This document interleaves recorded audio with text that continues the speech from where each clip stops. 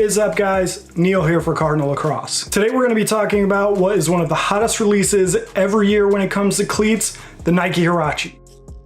This year's edition has an insanely long title. The entire thing is the Nike Alpha Huarache 6 Elite. That may sound like a lot of words, and I guess it kind of is, but it really does kind of break down what level of cleat you're dealing with. In case you don't know, Nike has gone to a tier system where now you can buy a takedown model of your favorite cleats if you're a youth player or just looking for a cheaper option, where you can get a lot of the same technology that's in the high-end boot but at a lower cost point. So for instance, this is the Elite version, but they also make a Pro and a Varsity version that have slightly less technology and maybe slightly less premium materials. But again, for that, you're going to pay less money. It's actually a pretty good system, and it keeps it all under one family tree. But for the purpose of this review, we're going to be focusing on the Huarache 6 Elite. So without further ado, let's get into it.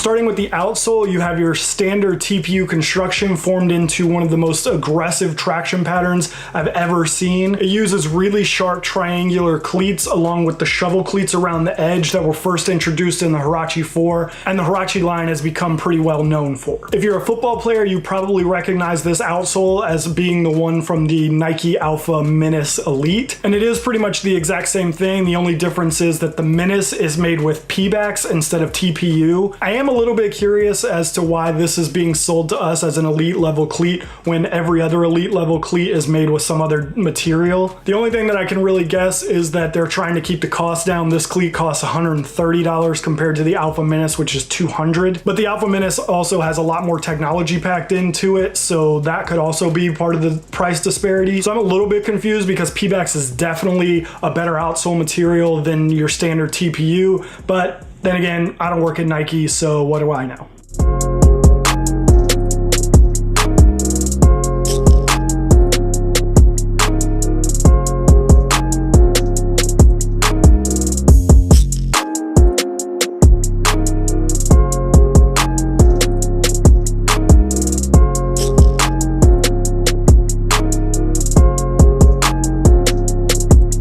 The traction in the Huarache 6 is so insane that there were honestly times when I was worried that it might be too much. Not that I ever actually had any negative experiences with the traction, but it grips so well that there were times when I was worried that I might not be able to come out of a cut without twisting something because it was just gonna lock into the ground and it wasn't gonna let go. But I never actually had that problem, but it's an insane level of traction.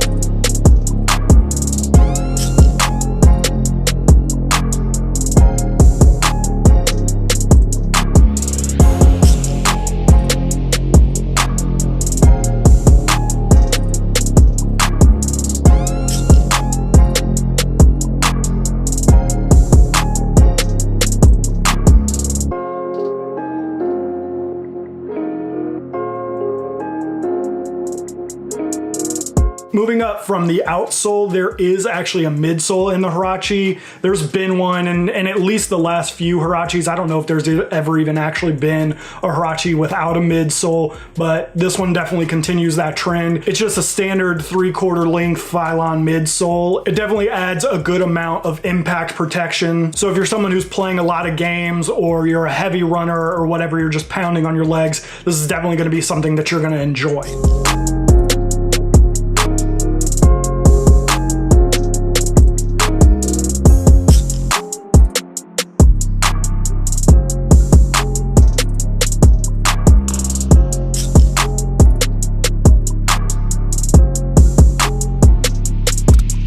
That's paired with this pretty basic looking insole. Looks aside though, it is actually a pretty good midsole. It feels kind of like a memory foam. It has a really nice soft feeling to it.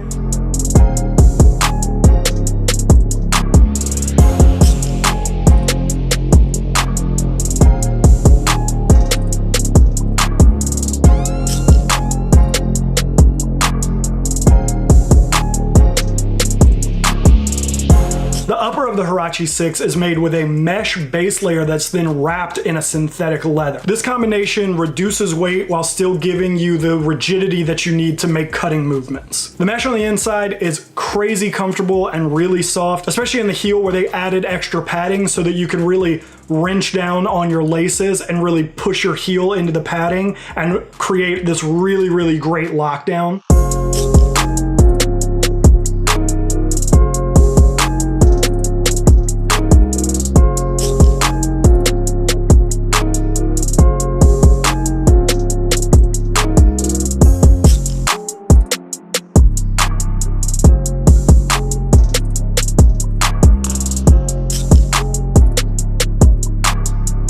With the Huarache 6, Nike is also touting their Flywire technology.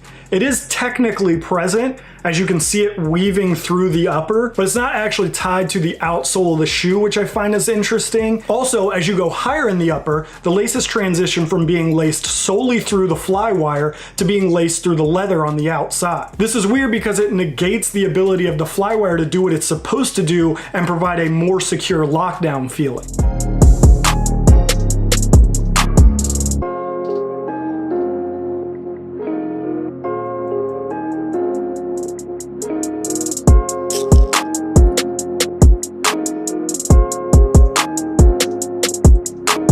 The mesh also provides you with a tongueless booty construction. I have to say that this is the best booty construction I've ever felt on a boot. It has these little elastic pieces on the side that make getting in and out a real breeze, but then when you lace it up and you get ready to go, it ain't moving at all. So even though the Flywire isn't necessarily used in the best way possible, you still get a great lockdown because of the booty construction.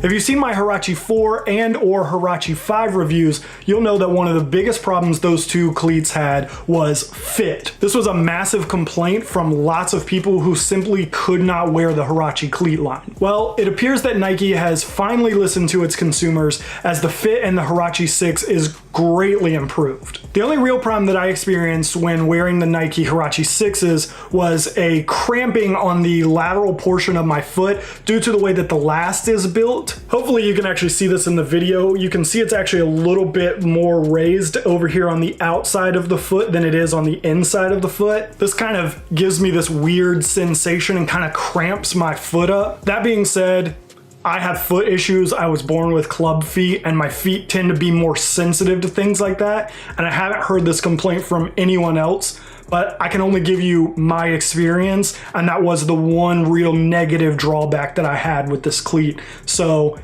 while I don't think that it's going to be an issue for everyone, it's definitely something to be aware of.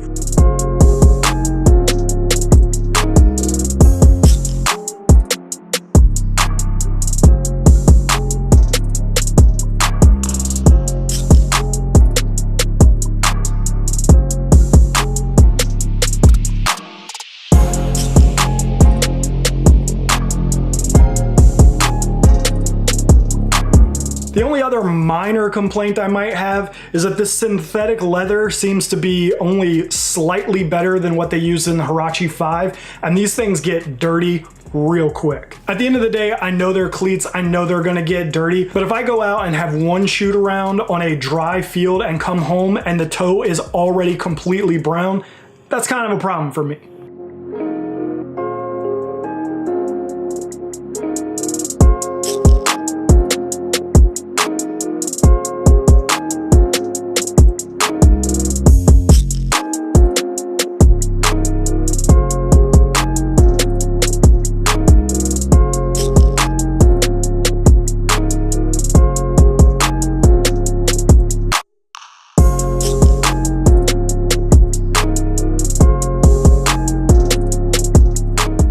Priced at $130, the Nike Alpha Huarache 6 Elite is one of the best cleats out. The technology that Nike has packed into this cleat at that price point simply can't be beat. But what do you guys think? With the season just around the corner, are you gonna pick up a pair of the Huarache 6s or are you gonna find something else? Let me know in the comments section down below because that's all I got for you guys today, but I'm back later with more. So until then, I'm out.